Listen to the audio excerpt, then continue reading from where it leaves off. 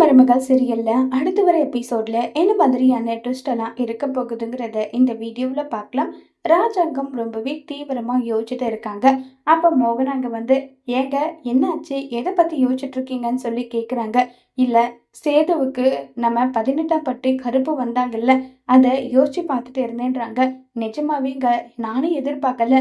உங்களுக்கோ இல்ல கருப்புக்கோ தான் சாமி ஆட்டம் வந்து சாமி ஆடுவாங்கன்னு நினைச்சேன். ஆனா சேது சாமி ஆட்டம் ஆடுனதை என்னால எதிர்பார்க்கவே முடியல. அந்த அளவுக்கு சேது ஆக்ரோஷமா ஆடுனான்னு சொல்லிட்டுலாம் இருக்காங்க.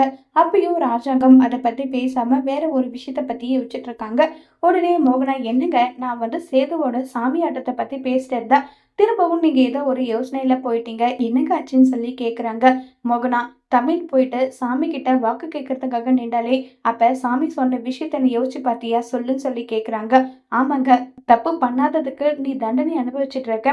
கூடிய சீக்கிரம் அது எல்லாமே உண்மை வெளிச்சத்துக்கு வரும். அது வரைக்கும் நீ தைரியமா இருன்னு சொல்லிட்டு சாமி சொல்லுச்சு. ஆமாங்க, அப்படிதான் சொல்லுச்சு.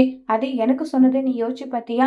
நீ தான் உண்மை என்னன்றத கண்டுபிடிச்சு வெளியில கொண்டு வரணும்னு சொல்லிட்டு சொல்லுச்சு.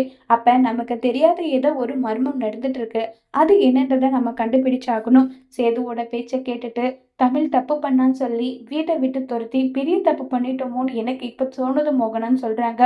ஏங்க, எனக்கும் அப்படிதான் இருந்தது.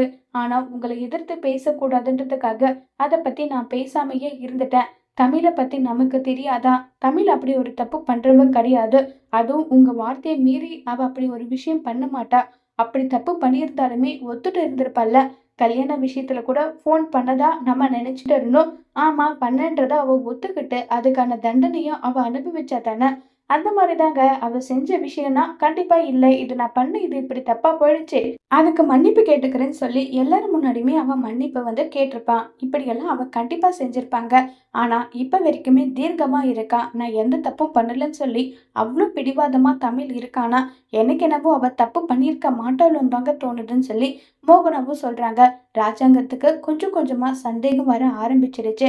இப்ப ராஜாங்கம் உண்மையை கண்டுபிடிச்சி தமிழ் எந்த தப்பும் பண்ணல, தமிழ் நிரபராதிங்கிறத நிரூபிப்பாங்களா இல்லையாங்கிறத வரப்போற எபிசோட்ல வெயிட் பண்ணி பார்க்கலாம். தேங்க்யூ.